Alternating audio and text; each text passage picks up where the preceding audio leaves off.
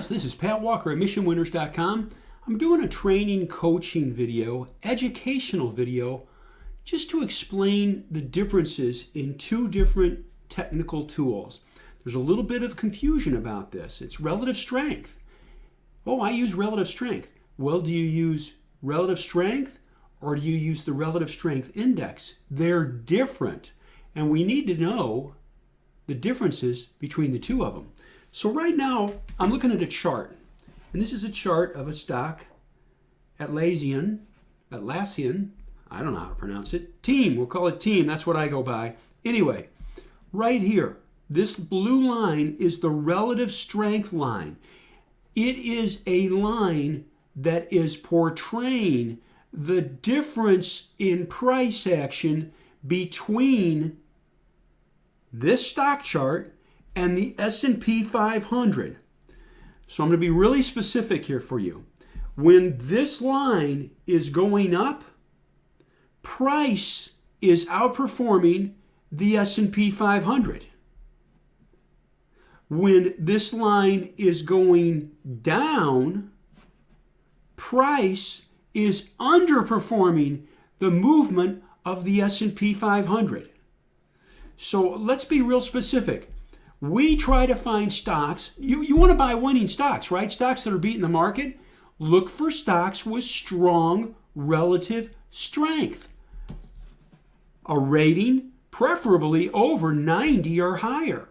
Look for that, and you will dramatically increase your odds of owning a super stock. A stock that will beat the market's performance. And isn't that what you want? Oh, I just want to do as good as the market. What? Are you kidding? Well, then you might as well just buy the spiders and forget about it. No, you want to do better than the market. So this line right here is the relative strength line. It is price action in relation to what the S&P 500 is doing at the time. Now, I'm going to get real technical with you here. Could you have a stock going up in price and the relative strength line is going down in price? Think about this. Could a stock be going up in price, but the relative strength line is dropping? And the answer is yes. Price is going up, but on the S&P 500 index, price is going up faster than the price of your stock. It's all relative. So what does that mean? Your stock is underperforming the market. It's still going up, but it's underperforming. A lot of people really don't analyze that too much. So let's take it a step further. Could you have a stock that is going sideways, just going sideways, and the relative strength line is moving up? Like right here. I mean, price is lower here than here. Relative strength, that's a little bit lower here than here, but you can see in here, stock is going sideways, correct? It's just going sideways. But look at the relative strength line. I'll emphasize it right here. The relative strength line is going up. See that? Even though price is going sideways. What does that tell you? It's outperforming the market. And that can be a telltale sign to look for an entry, which is why we bought this stock right here. Right here. I got an arrow pointing to it. That's relative strength. I want to show you. So that's relative strength. I want to show you a couple of other examples. CyberArk. The stock is going sideways. Do you agree? Price here, price here. Price is the same here as here. Do you agree? It's just going sideways. But relative strength is steadily picking up. Price is outperforming the markets. That is a telltale clue to try to find an entry point. And we did. Right here, look at the volume. People talk with their mouths and vote with their pocketbooks. You've got a very clean and simple base that everybody can see. It's in a great group. It's got great numbers, and it lifts off. Relative strength is a very useful tool to find or focus on leading stocks, and that's why we use it. Now, I'm going to take it a step further. That's relative strength, the relative strength rating. There is also RSI, the relative strength index, and I'm going to show that to you right here. The relative strength index, Wells-Wallor, it's an oscillator. Oscillator, it's like stochastics.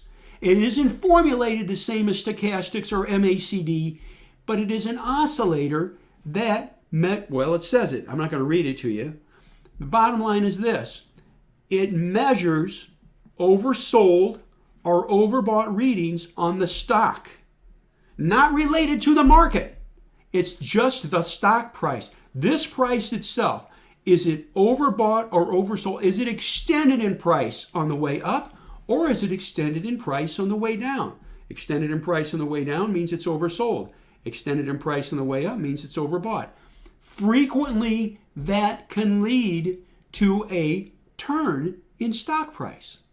And think about this, folks. You all have heard about RSI or stochastics oscillators. You've heard about it. To a degree, it can become a self-fulfilling prophecy that, oh, well, boy, this is overbought, man. This is probably near the top. Possibly, but I must stress to you, overbought can stay overbought for a long time. A long time, and that can cause you to sell early and miss out on a good price move. So do I use oscillators, stochastics? No. RSI? No. I'm a trend man. I want to find a trend and ride it as long as possible. That's what I'm after. I'll take it a step further for you. Looking at this again. This is relative strength. You could say, oh man, that's way up there. And again, that's not RSI. It's really, oh, that's up too high. That's going to pull back. If you did that, you could say right here, oh, look at how high it is. I'm going to sell. No, ride the trend, which we have. Just ride the trends. And that's where you can use the 50-day moving average, the 20-day simple moving average, and the 8-period exponential moving average to keep you in the stock. To keep you in the stock. All right? So I'm going to take it a step further. Here is CyberArk. Here's the chart.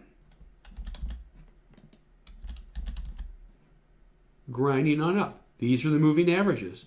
The 50-day, this is the 200. The 50-day simple, the 20-day simple, the 8-period exponential. I'm going to put a study on here for you. All right? You can say, Pat, what study are you going to put on here? I am going to put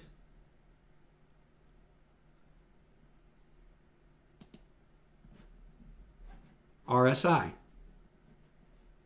And you can say, boy, that's way up there, Pat. Oh, man, whoa, Pat, it was way up there. That sucker's overbought. You need to sell. Oh, Pat, that's way overbought. You need to sell. Oh, good Lord, look, it's way up there. You need to sell. So you sell here, or you sell right here, overbought. Is that a gain? Yeah, you make a couple of bucks. So we sell it and we say, oh, that was great. You know, I made about $5. Man, that's huge. I made $5. And let's see, since then it's gone up 35 points higher. And you missed this. That is the negative aspect of using oscillators.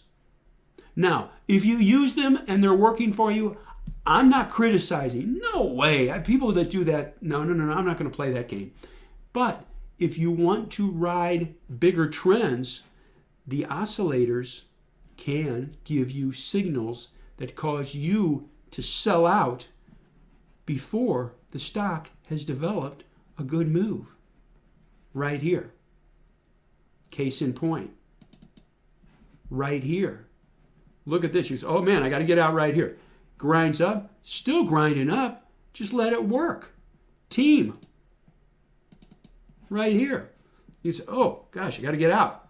Grinding up. Let it work. Let it work as long as humanly possible. Keys. We bought keys right here. We're still in keys. By the way, this isn't bragging. That's lame. That's crud. We don't do that. No, we bought it right here. And you can say, yeah, if I did that, oh gosh, right here. In fact, you know what's great to do? I got to show you what's a great thing to do. I do this when I teach this stuff. So you bought right here. You go back in time, kind of like in Back to the Future. Barney, we bought right here. Look at the volume pickup. You say, oh, this is great. Okay, here's RSI. We're going to watch RSI. Man, we're up. Look at this. We're up a couple points almost already. That's sweet. Oh, geez, we're up more. This is great. We're kicking butt. We're up almost $3. This is huge. RSI's getting close, though. We got to watch. Oh, man, it's getting up to 70. Oh, boy. That's basically getting right up to that top line where it can be overbought. Yeah, you know what? I got to watch this. Oh, yeah, it's hugging 75, man. If it starts to tail down, I'm selling. Oh, starting to tail down a little bit on a slight pickup in volume. Yeah, I'm taking my gain. I'm taking my gain. Yep, that's it. Oh, it's a tail bar. Let's see what happens. Oh, it starts to pick up. But no, it was overbought here. I'm out. I'm taking it out. Does this. Oh, no. You know what? I had a little shares left. Oh, now it's definitely overbought. Look at this. It's way up there. Oh, it's just getting up there. Yeah. You know what? Oh, see this? It's overbought. I'm selling. I took my gain. I'm happy. I made my $5. I'm done. And that's okay. That's okay. But you sold here. You do the happy dance. And you miss this. And I don't know about you, but this to me is pretty good. Pretty good. That's what we're after, the trends. And again, you can say, man, right here, look at that, I'm out. You missed all this, which is about 15 points. I wanted to share that with you to help you, to show you how you can use these two different tools. I do not use oscillators. If you do, that's fine. I'm not telling you you're wrong. But if you're trend following, an oscillator can kick you out and cause you to miss. And again, right here, that's overbought. That's overbought. I'm selling here at 69. I'm happy. And you know what? You missed 20 points. That's my point. Anyway, I know this was a longer video, but it's something that needs to go through and be discussed slowly. It's my background. I used to teach on the university level, and there were times when I was doing concepts, you gotta go slow. You can't go fast. I want to do it justice for you, just to help. These are the things we teach at Mission Winners. I wanted to share it, and I hope it helps you. And I thank you.